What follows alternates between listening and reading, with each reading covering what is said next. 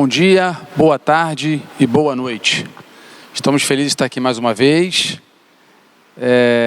junto com os irmãos, nesse momento difícil, né? Mas onde se faz necessária esse tipo de aula. Mas estamos com nossos corações alegres, saudade dos irmãos. A aula gravada é totalmente diferente da sala de aula, incomparável, né? Temos a dificuldade muito grande em fazer esse tipo de aula, eu pessoalmente, particularmente. Mas sentimos a falta aí das perguntas do irmão Valdo, dos comentários do irmão Carlos, os comentários das irmãs, da irmã Júlia, de todos os irmãos, né? Irmã Neuci, todos os demais irmãos. Se eu for falar o nome de todo mundo aqui, já vai muito tempo sem falar nome, mas estamos com saudade dos irmãos, de podermos estarmos juntos, cultuando, aprendendo um pouco mais da palavra do Senhor. Então quero compartilhar com você, convidar você a pegar a sua revistinha aí, que nós estamos estudando, escrita pelo pastor Isaldino Gomes, em memória, e a lição 4, o Cristo Cósmico, que é o tema da lição, e essa revista trabalha a vida de Paulo, né, as histórias, os registros de Paulo, e hoje em especial Efésios e Colossenses são duas epístolas muito parecidas, né? Elas vão trabalhar muito o Cristo ontológico, a gente vai ver um pouquinho mais disso aí à frente. Então isso vai nos dar um pouquinho mais de conhecimento sobre a pessoa de Jesus Cristo. Paulo ele é muito profundo nessas duas cartas aí, nessas duas epístolas. É um pico bem elevado da revelação bíblica. Essas duas cartas nos demonstram isso. Mas muito bem, a gente tem pouco tempo, a gente sabe disso. Temos aí 20 minutos.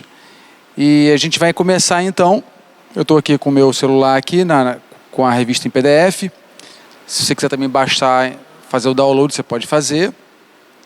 E a gente está aqui agora na introdução do Cristo Cósmico. Então, antes de mais nada, é muito bom a gente comentar um pouquinho sobre o título da lição. O título ele revela coisas interessantes para a gente. Então, o Cristo Cósmico. O que seria o cósmico? Né? De repente, você da minha classe tem dificuldade de entender o que é cósmico quando você está estudando a lição. Então, entenda que cósmico ou cosmos, ele vai nos dar a ideia de universo, totalidade, né? Universal. Então eu poderia talvez substituir o título, por exemplo, o Cristo Universal. Seria praticamente a mesma coisa. Mas talvez, né? Fazendo uma conjectura aqui, a ideia do pastor Isaldino fosse não permitir que os leitores pensassem, porque muitas pessoas que leem a revista, nem todos são evangélicos, são cristãos, são servos de Deus, e é muito interessante que eles também leiam essa revista, leiam a lição. Talvez a ideia do pastor Isaldino fosse que eles não pensassem de que Cristo, por ser universal, estivesse proporcionando a salvação a todos de uma forma muito simplória, ou, por exemplo, de uma forma onde não houvesse necessidade do homem dar um passo. Então, a ideia do Cristo universal poderia talvez soar, na minha concepção, onde as pessoas poderiam pensar de que Cristo, ele é universal, está acessível a todos os homens. Cristo sim está acessível a todos os homens, mas é necessário que o homem se aproxime dele, entregue o seu coração a Jesus e o aceite como seu único, eterno, suficiente, exclusivo Salvador.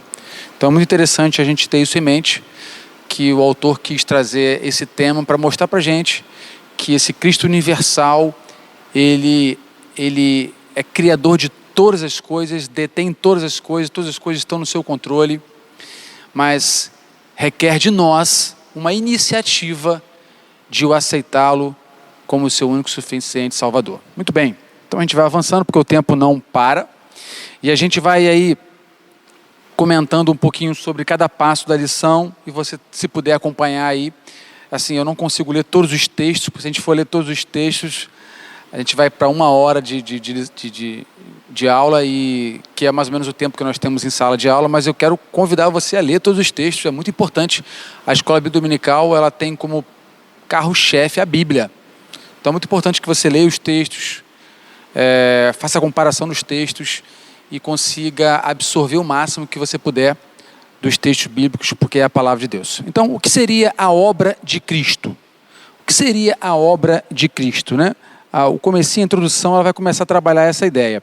O que seria a obra de Cristo? Seria a salvação? Uma pergunta, né? A obra de Cristo se resume à salvação. Quando a gente fala de obra de Cristo, a gente se remete logo à salvação. A gente criou essa ideia, né? Qual é a obra de Cristo? A salvação. Ele veio, se encarnou, tomou forma de homem, morreu e nos deu o direito à salvação. Mas a obra de Cristo, ela está muito além da salvação. A salvação, sim, também é uma obra de Cristo, sem dúvida nenhuma. Mas a obra de Cristo, ela vai muito além. Jesus Cristo morreu na cruz, é verdade, mas a obra de Cristo é muito ampla, é bem maior que isso. A nossa mente, com a sua limitação, talvez tenha dificuldade de entender a obra de Cristo. Mas a obra de Cristo, ela vai avante. A obra de Cristo também foi a salvação, como nós já dizemos. Porém, a obra de Cristo é muito maior. Ela tem muito mais coisa nesse tema. Tudo converge para Cristo. Tudo se volta para Cristo. É muito interessante quando a gente pensa que tanto o Antigo Testamento quanto o Novo Testamento, todos os registros bíblicos irão apontar para Cristo. Irão apontar para Cristo. Esse Cristo cósmico, esse Cristo universal, esse Cristo que nos amou. A igreja é o início do novo mundo que Deus está criando. E esse novo mundo que a gente vai ver na lição de hoje, trabalhando um pouco a ideia do Cristo cósmico. Então, creio que você deva ter entendido a questão do Cristo cósmico, né? Esse cósmico universal, mostrando que Cristo tem um domínio, Cristo está por detrás de tudo que existe, porque Ele sempre existiu, né?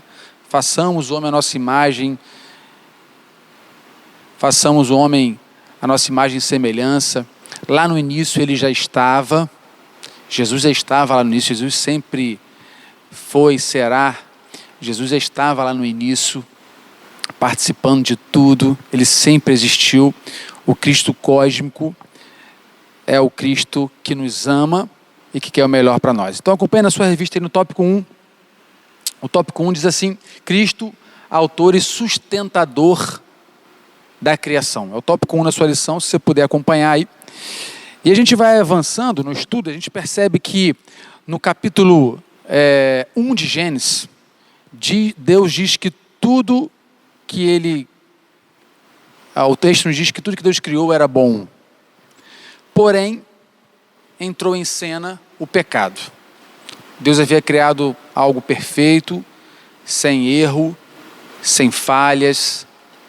Deus criou o homem, criou a mulher, a natureza, tudo perfeito, tudo de uma maneira ímpar. Mas o pecado adentrou a criação de Deus. Deus perdeu o controle das coisas? Não, em momento nenhum a gente entende isso, né? Deus tem todas as coisas nas suas mãos, mas deu ao homem esse livre-arbítrio do homem escolher o que ele queria fazer, e o pecado entrou, e o pecado quebrou as relações entre alguns grupos. A gente vai comentar um pouquinho, porque o tópico 1 vai trabalhar essa ideia. Você vai ver lá, você vai ler lá, acompanhar os textos, e você vai perceber que essa relação que Deus estabeleceu, uma relação cuidadora, uma relação amorosa, uma relação de amizade, uma relação de preocupação, essa relação ela foi quebrada pelo pecado. E o pastor Exaltino ele vai trabalhar, vai nos ajudar a entender melhor esse tópico, Cristo, autor e sustentador da criação, mostrando para a gente lá, por exemplo, em Gênesis 3, verso 10 e verso 11, que diz o seguinte: E ele disse, ouvi a tua voz soar no jardim e temi, porque estavas nu e escondi-me. Versículo 11 do capítulo 3 de Gênesis. E Deus disse: quem te mostrou que estavas nu? Comeste tu da árvore de que te ordenei que não comesse? O pecado, ele quebrou a relação entre o homem e Deus. Entre o homem e Deus. O pecado conseguiu destruir essa relação. E isso gerou consequências até hoje nas nossas vidas seculares. Mas Gênesis 3 também, verso 16, mesmo capítulo de Gênesis 3, verso 16, diz o seguinte: a mulher disse, multiplicarei grandemente a tua dor e a tua conceição. Com dor terás filhos e teu desejo será para o teu marido e ele te dominará. O pecado quebrou também a relação entre os homens, em especial entre o homem e a mulher. A mulher que havia sido criada para ser companheira, agora nos diz o texto que o homem iria dominá-la. Então observe como que o pecado, ele foi quebrando algumas relações primordiais na vida do homem. Quebrou a relação entre o homem e Deus, quebrou a relação entre o homem e a mulher, entre o homem com o homem mesmo, como seu próximo. E por último, baseado na lição de hoje, o Cristo cósmico, o pecado também quebrou a relação com a natureza. Gênesis 3, verso 17 e 18 diz o seguinte: e Adão disse: porquanto deste ouvidos à voz da tua mulher e comeste da árvore que te ordenei, dizendo: não comerás dela, maldita é a terra por causa de ti, com dor comerás dela todos os dias da tua vida. Observe bem essa palavra aí: maldita é a terra. Maldita é a terra. Verso 18: espinhos e cardos também te produzirá, e comerás a erva do campo. Verso 18, a gente para por aí: espinhos e cardos também te produzirá, e comerás a erva do campo. Então observe que o pecado também afetou a perfeição da natureza. O homem agora teria que buscar da terra aquilo que ela lhe dava graciosamente, de maneira bondosa, porque Deus assim havia feito. Então o pecado conseguiu destruir a relação entre Deus e o homem, entre o homem e a natureza, levando a problemas seríssimos mais tarde. E a própria Bíblia nos vai dizer que lá no sexto dia, Deus terminando ali a sua criação, Deus disse que tudo que ele havia criado, tudo que havia feito era muito bom. Havia uma perfeição fantástica naquilo que Deus havia criado e preparado para o homem. O autor faz o seguinte comentário, irmãos. Aí na revista a gente percebe isso: a natureza nos é benéfica, mas também hostil. O pecado também afetou a perfeita natureza. Ele comenta um pouco mais abaixo o seguinte, um pouco mais abaixo do tópico 1. Nas duas cartas, nas epístolas ou cartas de Paulo, Efésios e Colossenses, Paulo ele vai mudar o foco dele. Onde os ensinamentos eram voltados anteriormente, antes de Efésios e Colossenses, onde os ensinamentos eram voltados como a igreja deveria ser, de uma forma funcional. Ele vai trabalhar essa ideia aí, como deveria ser. Ele vai trabalhar a ideia da cristologia, ou seja, o estudo de Cristo, vai se dedicar como a igreja deveria se comportar, ser uma igreja amorosa, os rituais dos cultos, como se deveria proceder. A cristologia funcional, ela é bem clara nos outros livros de Paulo. Mas em Efésios e Colossenses, no caso não é nem um livro que nós estamos estudando, mas como essas epístolas são, até o pastor Isaldino ali classificou como gêmeas, eu estou comentando um pouco sobre ela, mas a gente percebe que essas cartas vão trabalhar a ideia de como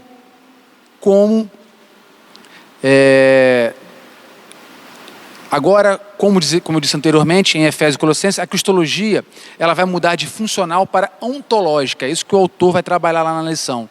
Ela vai sair dessa forma funcional, ou seja, uma forma onde mostrar como as coisas deveriam ser em relação à igreja, e ela vai mudar em Efésios para uma forma ontológica. E o que seria a forma ontológica?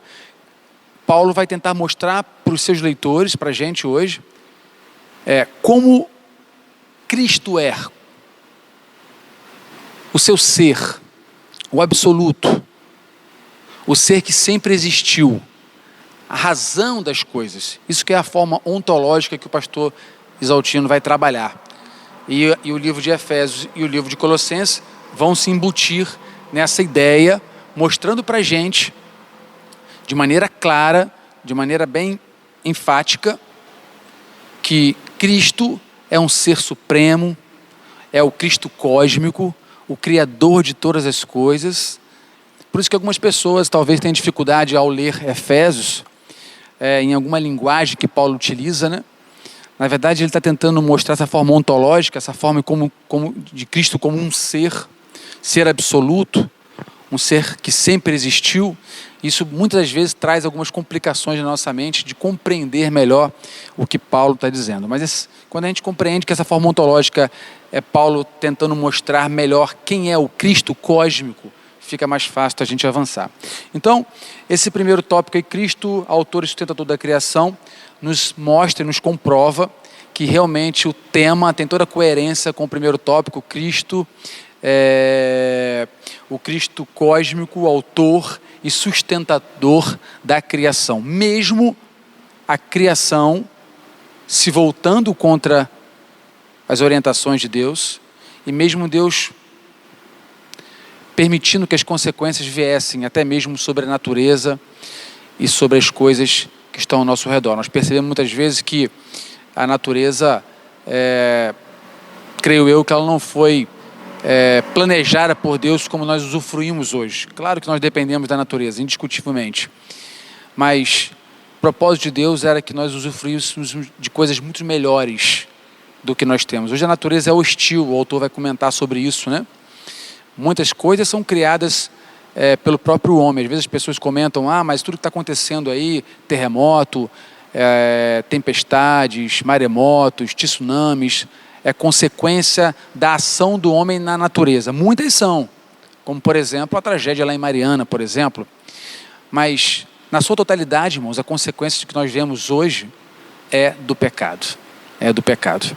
E a gente avança, porque já está praticamente quase acabando o tempo, a gente avança para o tópico 2, tentando resumir, né? Porque é muito pouco tempo, não pode se estender muito o vídeo. E o tópico 2 é o seguinte, o novo mundo de Deus. O novo mundo de Deus. Esse tópico começa a fazer um paralelo interessante, irmãos. Você vai ver na sua revista aí, um pouquinho mais abaixo do início, alguns paralelos. Gênesis 2,17. Eu tinha me programado para ler com os irmãos aqui, só que não vai dar tempo. Então, se você puder dar pausa no vídeo ou ver na revista, caso você não tenha a revista, leia, por exemplo, lá Gênesis 2. Eu vou ler só o primeiro. Gênesis 2, versículo 17. Gênesis 2, versículo 17, que diz o seguinte: mas da árvore da ciência do bem e do mal, dela não comerás, porque no dia que dela comeres, certamente morrerás. Aí o paralelo é feito lá em Apocalipse 21. Fica com o dedinho lá em Apocalipse, um dedinho em Gênesis, porque é lá e cá, né?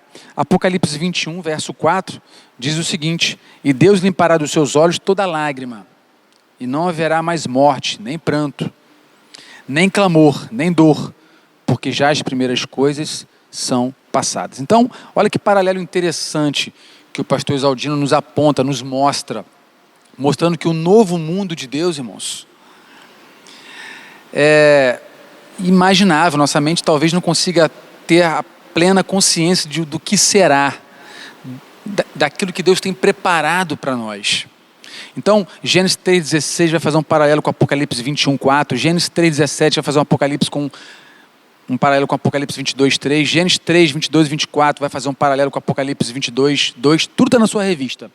Tudo está lá na sua revista.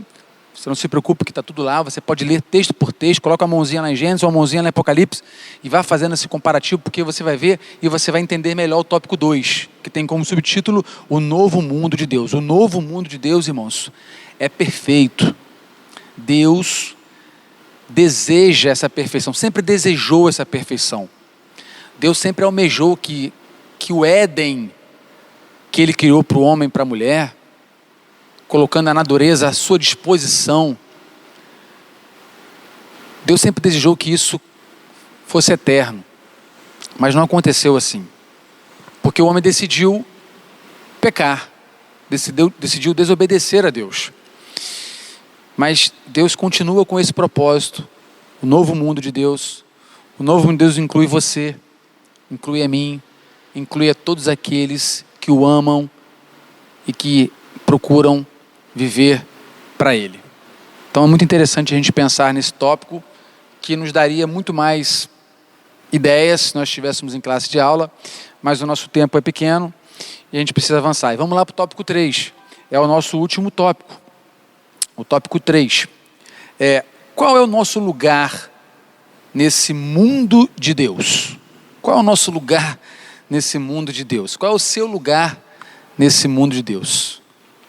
E ele vai trabalhar, irmãos, eu queria ler agora com você, se você estiver aí com a sua revista ou seu celular, seu tablet, em PDF aí, eu queria convidar você a ler comigo aí esse tópico aí, porque tem coisas muito interessantes. Em Efésios 1, 22, vemos que todas as coisas foram subjugadas a Cristo, inclusive as do mundo vindouro. E Ele as deu à igreja. A igreja. Qual é o nosso lugar nesse novo mundo de Deus?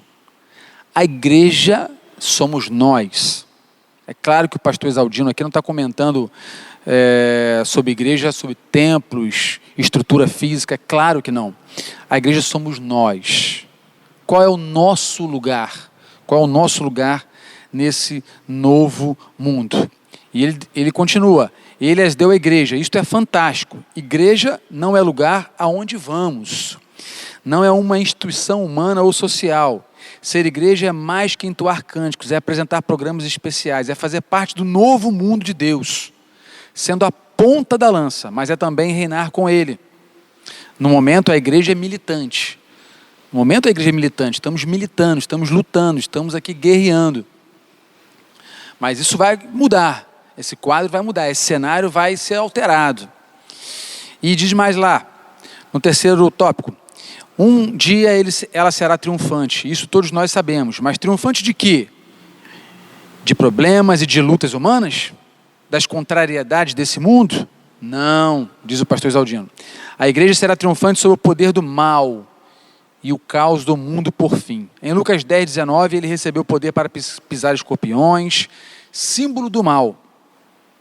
A igreja será vencedora sobre todo o poder maligno. Sua vitória será global. Será global. Ela julgará o mundo e o mal com o Senhor triunfante. E desfrutará da vitória de Cristo. Nosso triunfo não é apenas para esta vida, mas é para a nova ordem de Deus, para o novo mundo que o Cristo, Senhor do Universo, está criando.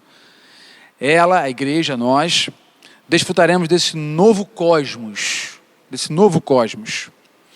E vi um novo céu e uma nova terra, porque já se foram o primeiro céu e a primeira terra, e o mar já não existe. A salvação é mais que libertação do fogo de inferno. É a identificação com Cristo. É lugar de honra no novo mundo do Senhor. Nós a desfrutaremos. E ele termina aí, então, esse terceiro tópico da lição O Cristo Cósmicos. Mas é muito interessante, irmãos, a gente parar e pensar de que esse novo céu e essa nova terra que Apocalipse se refere, que foi preparada para nós. Talvez você, se estivesse em sala de aula, se nós estivéssemos em sala de aula, alguns irmãos iriam perguntar: mas onde que vai ser esse novo céu, essa nova terra? Pois é, nós sabemos que é um lugar muito especial, né? Não temos todas as respostas, mas sabemos que é um lugar muito especial, preparado por Deus, um lugar onde não haverá mais tristeza, mais choro, mais angústia, mais sofrimento, não haverá mais coronavírus, nenhum outro tipo de vírus que porventura possa surgir, não haverá nenhum tipo de pandemia, não vai ser necessário isolamento social, estaremos todos juntos cultuando, louvando ao Senhor. Isso é maravilhoso, irmãos, isso é fantástico. Qual é o nosso lugar nesse novo mundo de Deus? O nosso lugar é estar ao lado de Deus, nesse novo mundo. O Cristo cósmico tem preparado, já preparou para nós, e com certeza nós estaremos morando com Ele eternamente. Então essa é a palavra que Deus tem aplicado em nossos corações através de uma lição como essa. O Cristo cósmico é o Cristo universal, que ama a todos, é para todos. Contudo, é muito importante que você reconheça-o e o aceite como seu único, suficiente e eterno Salvador. Dê esse primeiro passo, porque Ele está de braços abertos te esperando. O fato de Cristo ser universal não significa que essa universalidade alcança todos, independentemente da pessoa querer ou não. Não se engane com isso. Isso é uma cilada, isso é uma mentira. O Cristo universal, o Cristo cósmico, está de braços abertos para todos aqueles que o amam e o procuram, e o buscam, e o invocam. Todos aqueles que querem estar eternamente com Ele. Isso é uma realidade, isso é uma verdade.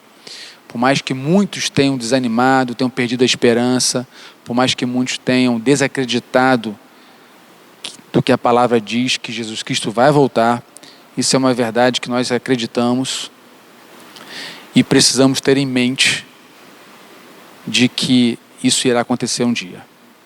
Pegando um contexto dessa pandemia que envolve o mundo, né? Nós vemos as pessoas tão preocupadas em não pegar o vírus, em se proteger, em ficar em casa. Isto está correto, não estou dizendo ao contrário não, está correto se precaver, lavar suas mãos, higienizar bem, ter cuidado onde você for, ter atenção. Mas a gente vê uma preocupação bem clara, uma preocupação bem evidente. Essa é a palavra que eu quero usar, bem evidente. E em contrapartida nós não vemos, pelo menos na minha ótica, né, respeito à sua opinião contrária, caso você tenha, na minha ótica nós não percebemos essa preocupação com a volta de Cristo, com a volta de Jesus Cristo. Talvez se todos nós, crentes, né, estamos falando de nós agora, os crentes, estivéssemos preocupados com a volta de Cristo, como estamos preocupados em não pegar o vírus, talvez muita coisa seria diferente.